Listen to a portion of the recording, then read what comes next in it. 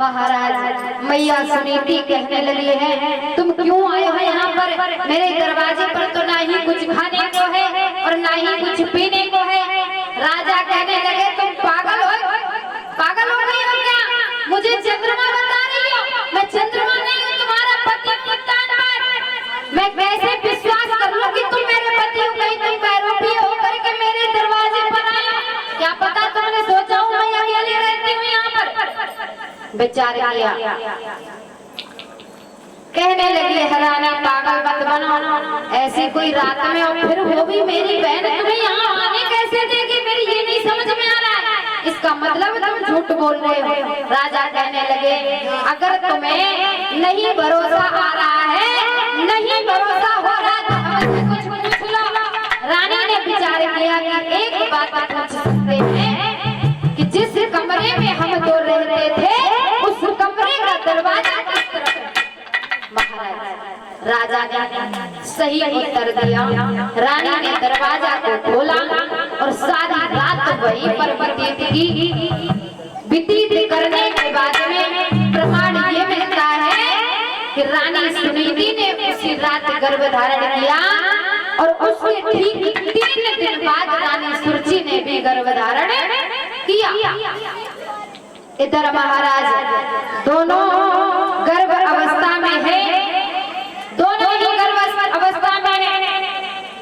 इधर राजा उत्तान पाद ने विचार किया कि मेरे घर में जब एक भी संतान नहीं थी और आज तो मेरे घर में संतान आने वाली है, अब तो खुशियों का तो कोई संभार ही नहीं, इतनी खुशियां हैं। और ये बात सही है कि जिसके घर में कोई संतान बहुत दिनों तक ना आए और अचानक उसको खुशखबरी मिल जाए तो कितनी खुशी होती है। एक दर्द माँ बेटे को ही समझ सकती है और कोई नहीं समझ सकता है। बेटे का दर्द और एक माँ का दर्द, यही 2 लोग समझ सकते हैं और कोई समझने वाला इस दुनिया में कोई नहीं। राजा उत्तान बात विचार कर रहे हैं, परमात्मा तुमने मेरे साथ में किया तो लेकिन देर में किया। इधर जब दोनों बेटों ने जन्म लिया है, जन्म लेने के बाद में इधर ध्रुव जो मैया सुनीति के बेटे थे इनका नाम पड़ा है ध्रुव, जो सुरुचि के बेटे थे इनका नाम पड़ा है उत्तम नाम पड़ा है।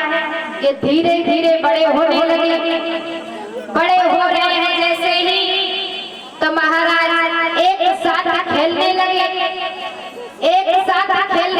तो एक दिन क्या हुआ, उत्तम कहने लगे तुम तो मेरे घर आते जाते भी नहीं हो, ऐसा करो भैया आज तुम मेरे घर चलो और घर नाच ले जा करके अपने पिताजी की कचहरी में ले गए।